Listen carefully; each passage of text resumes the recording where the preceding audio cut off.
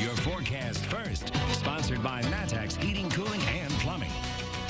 Current conditions right now remain in the upper 80 or lower 80s and middle 80s, as you can see across central Illinois. The thing is, though, it's actually been nice to have relatively dry conditions today. There have been a couple cells out there that will look out for the chance for that. But as you saw on our Pontiac RV weather camera, on a roofing dog on it, some are cloudy compared to others. Winds are actually out of the northeast right now, but they're pretty calm in many spots. But there will be a chance for a few isolated storms this evening. A better chance of rain, though, comes in for the day tomorrow. WCIA 3 News starts right now. Now, from WCIA 3 News. Testing is the only way to check if you have COVID-19. Why that just got more difficult in one community. Kids are going back to school in a few weeks, and the question for districts is how. What one of the state's teachers' unions is pushing for. We've had Grammy Award winners. We have had America's Got Talent finalists here. And they've had big names roll through in a place you wouldn't expect. What's getting attention in our town, Paris. You're watching your local news leader. This is WCIA 3 News at 5. The Illinois Department of Public Health had funded it, I guess, and put it here, and thus it moved. As coronavirus cases continue to climb across the country, a testing site in central Illinois is going away. Good evening, I'm Paul Cicchini.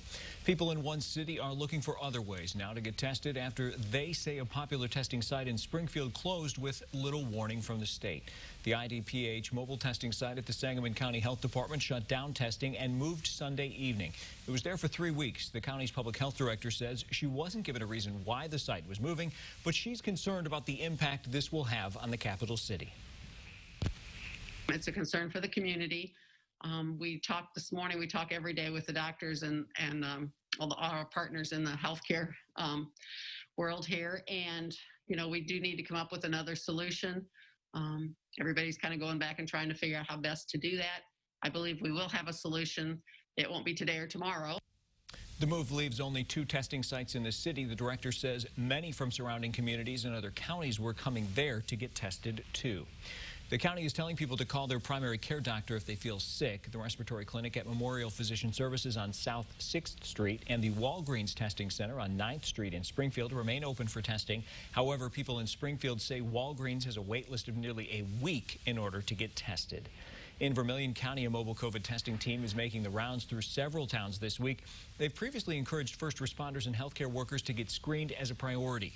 Now they're hoping to get more people to take advantage of testing services. We'd like to find out what we don't know as far as how deep this disease is in our county.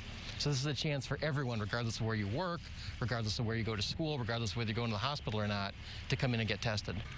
Officials say they're grateful for the help from the state for the testing sites. Drive-up COVID testing sites are starting today in Oakwood and will later visit Danville, Westville, and Hoopeston. There's no cost or appointment needed to get screened. They may ask for your insurance information, but officials say no one should receive a bill. We have more information on dates and times on our website. Here's a look now at testing statewide. Nearly 1,200 new cases have been diagnosed since yesterday, bringing the total to nearly 163,000 infections in Illinois. The positivity rate for tests over the last week is 3%. 6 more people have died. That brings the state's death toll beyond 7,300. Many parents are wondering whether their child will be returning for in-person classes when school starts.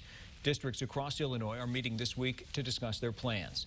The Illinois Federation of Teachers discussed what it wants this morning and decided to push for e-learning in the beginning of the school year. But members will try to eventually transition to in-person classes. Some districts will allow in-person learning if the class sizes are small enough. The president of the union thinks families will need help if that happens.